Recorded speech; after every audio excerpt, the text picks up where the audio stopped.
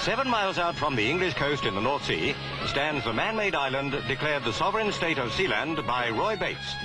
Sealand convened a special court to try the German Mr. Putz. Mr. Putz pleaded guilty to a charge of treason. Well, he's not allowed to leave until he has paid his fine. That lady right there is Joan, Princess of Sealand. This still fort here is actually the world's smallest country. Those guys right there are the naughty Germans who tried to hijack Sealand back in the 70s. The Principality of Sealand is actually the world's smallest sovereign state, standing 7 miles off the coast of Essex in the middle of the bleak North Sea. A country that's just 4 kilometres squared has its own national anthem, own passports, own currency, a gym, a church and even a jail.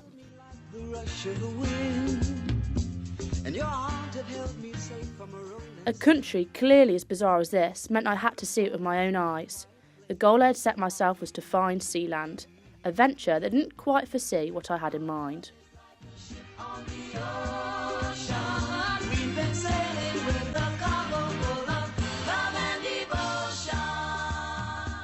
Okay, so basically I've got a bit of an obsession. This here is my wall of passion. It's got all the things that I love on here. We've got Sealand on here, we've got Roy, we've got Joan, we've got the currency, they've got their own passports, they've got their own rules and regulations. So basically the plan is just going to travel from London to Felixstowe and see what happens. It's like, what, 6 in the morning? And we're on our way to Felixstowe, Sealand. Okay.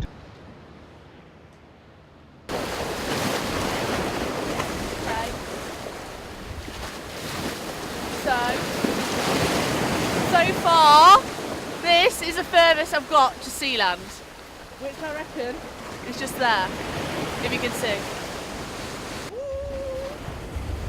So I started my quest by asking the people of Felixstowe if they knew anything about Sealand. Not a soul in sight!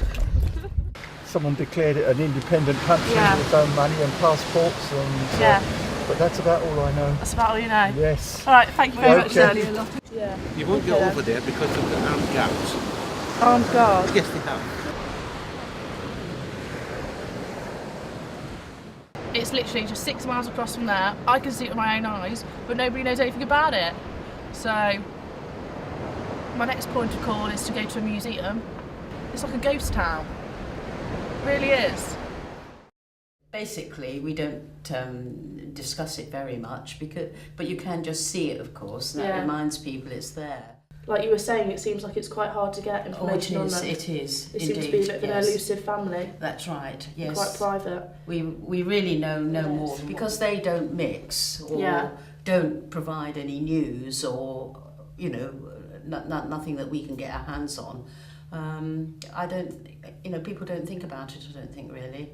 Yeah, so it's more of a case of I've got to try and get there now, see what happens. Good luck. Good luck to me. Yes. It just seems a bit bizarre because just nobody knows anything about Sealand.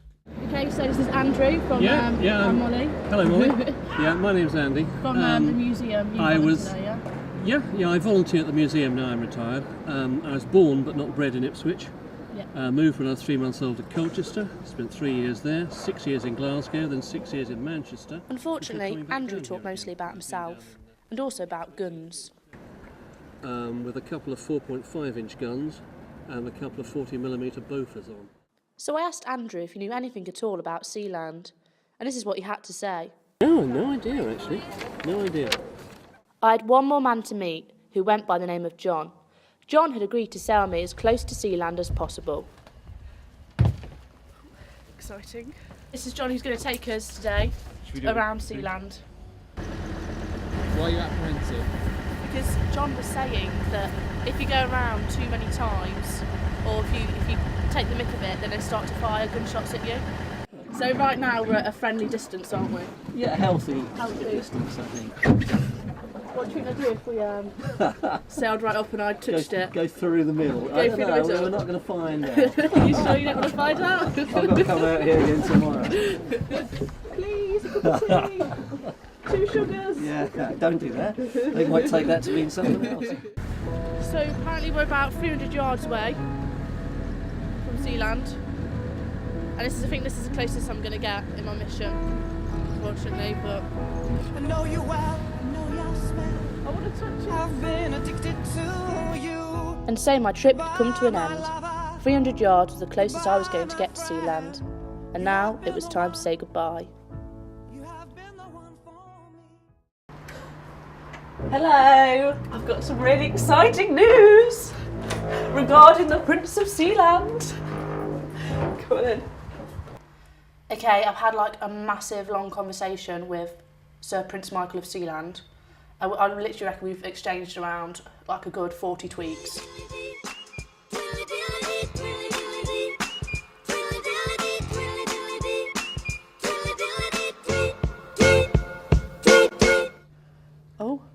Oh, he's replied.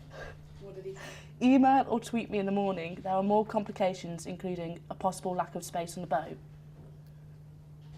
I won't take up much room. I'll sit on you. Jokes. I literally don't care. This is the last chance. If it's my last chance to get to Sealand, I'm going to flirt with him and I don't care. I'm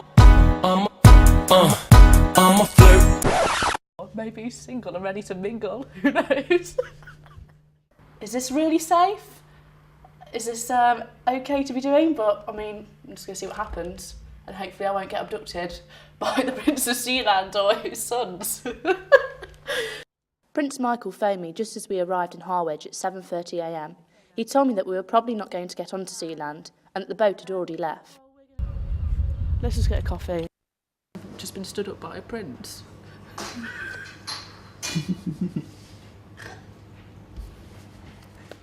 The sea looks fine, we've seen it. I'm so over their family, I'm so over Sealand. Yep, alright, okay, bye-bye. He's so mardy. He's like, look, go and check at the little blue fishing boat and see if it's there. Under the instructions of Michael, I was to find a small blue fishing boat, which may or may not have already departed. We've just been told that we could possibly be stuck out there for 3 to 4 days. I don't know who I'm looking for, or anything like that. I'm just going to find this boat, and then meet these 3 dodgy characters. He told us we can't film with him because he's tax evading.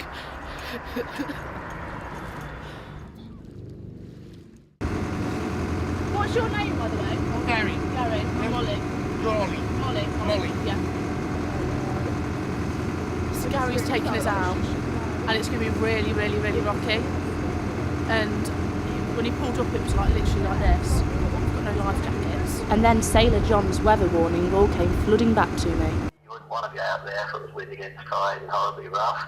B, you just can't. Who am I to disagree? I travel the world and the 7 seas. Everybody's looking for something. Fuck my life.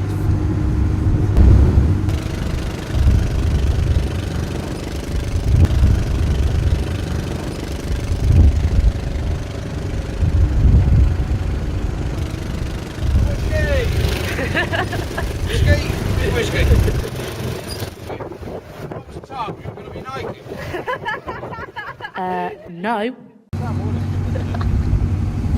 Oh, mad. You don't see that side. Come on, Prince.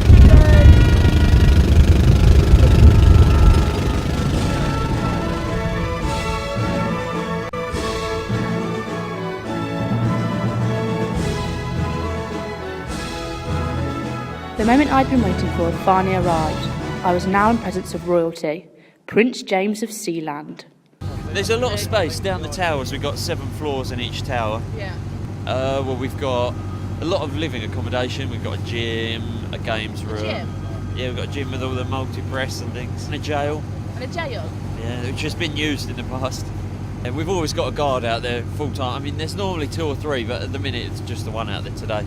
Got stuck out there for 3 weeks when I was about 7, I suppose. Going out there with my brother and dad. Yeah. We sort of started running out of food, so just keep yourself busy. We're making sort of swings and zip lines and messing about. Some of the things like climbing around near the edge, Dad doesn't quite realise, I suppose. He'd like to know about. Cheers. That's all right. I guess you can say I did manage to find Sealand.